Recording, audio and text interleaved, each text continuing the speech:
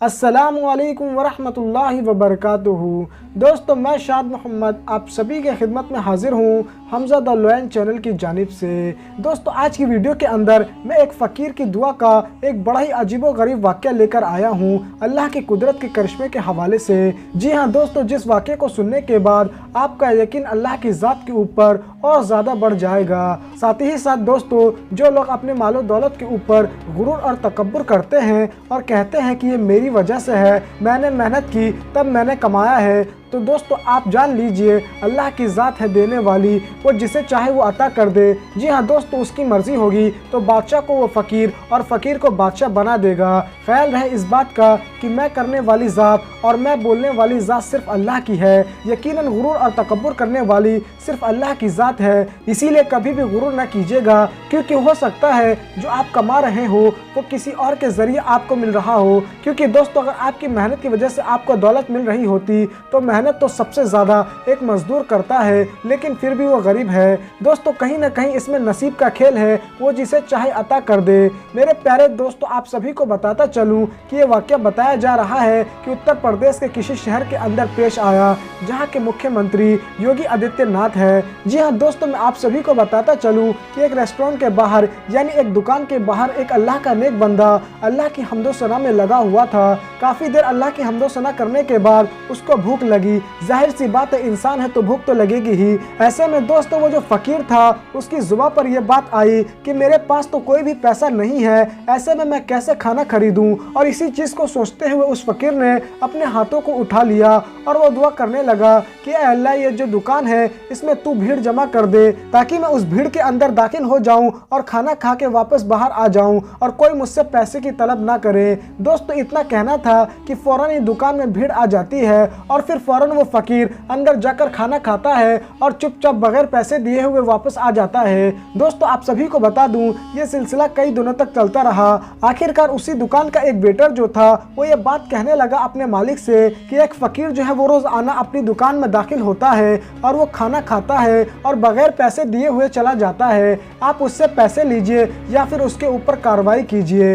दोस्तों, दुकान का जो मालिक था वो उस वेटर से ये बात कहने लगा, ठीक है मैं देख लूँगा, मैं इसके ऊपर गौर करूँगा। दोस्तों, फिर अगले दिन भीड़ का फ़ायदा उठाकर वो जो फ़कीर था फिर खाना खाने के लिए आ गया और फिर उसने खाना खाया और बगैर पैसे दिए हुए वहाँ से चला गया। दोस्तों, ये चीज़ लगातार होने लगी। ऐसे में दोस्तों, वो जो वेटर था वो बड़ा ही हैरान था और वो सीधा मालिक के पास गया और मालिक के पास जाकर वो ये बात कहने लगा कि भला आप इसको पकड़ते क्यों नहीं, इससे आप रकम हासिल क्यों नहीं करते, ये तो रोज़ आता है, फ्री का खाता है और चला जाता है। ऐसे में तो आपको इससे ढेर सारी रकम हासिल करनी चाहिए और साथ ही साथ इसको पुलिस के हवाले भी कर देना चाहिए था। दोस्तों, इतना सुनना था कि वो जो शख्स था, जो दुकान का मालिक था, वो उस वेटर से ये बात कहने लगा कि ऐसा ना बोलो, क्योंकि मुझे लगता है कि इसकी ही दुआओं की वजह से आज हमारी दुकान चल रही है। तुम बहुत अच्छे से जानते हो कि जब तक ये फ़कीर दुकान में नहीं आता उस वक्त तक हमारी दुकान में भीड़ नहीं आती, और जैसे ही ये फ़कीर भीड़ का फ़ायदा उठाकर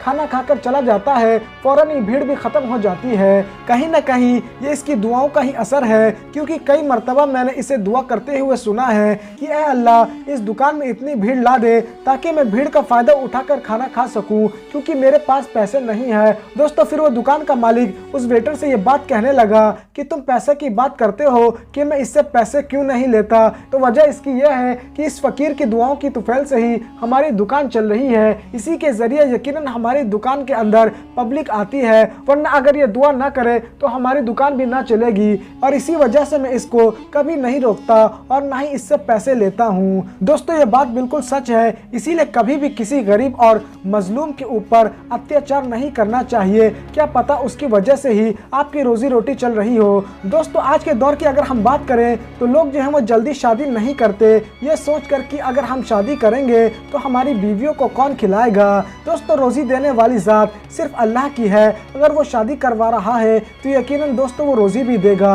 दोस्तों बीवियां अपना रोजी लेकर आती हैं, साथ ही साथ दोस्तों कुछ लोग बेटियों के पैदा होने पर गमज़दा होते हैं। और दोस्तों आपको मालूम होना चाहिए कि बेटी तो अल्लाह की रहमत है, ऐसे में दोस्तों रोजी का जिम्मा अल्लाह के हाथ में है। अगर उसने आपको बेटी अता की है तो यकीनन दोस्तों वहीं उसको रोजी भी देगा। वहीं अगर हम बात करें तो बहुत से ऐसे भी लोग हैं जो कि मेहमानों के आने की वजह से मायूस हो जाते हैं। दोस्तों आपको मायूस होने की ज़रूरत नहीं है, क्योंकि दोस्तों अक्सर आपने इस चीज़ के ऊपर गौर किया होगा कि जिस वक्त घर में मेहमान आते हैं उस वक्त ढेर सारी बड़ी बड़ी नेमतें बनती हैं, अच्छी अच्छी नेमतें बनती हैं, और ये चीज़ें आम दिनों के अंदर देखने को नहीं मिलती। तो कहीं ना कहीं ये मेहमान के आने की बरकत होती है, और अल्लाह ताला भी बहुत ज़्यादा नाराज़ होता है अगर आपके घर में मेहमान आए और आप सड़ा हुआ मुंह बना लें, यानी आप नाराज़ हो जाएं और अच्छा से अच्छा खिलाने की कोशिश करें। दोस्तों ये तमाम चीज़ें गौर करने वाली हैं। अल्लाह ताला बड़ी शान रखने वाला है, वो जिसे चाहे अता कर सकता है। इसीलिए कभी भी किसी के ऊपर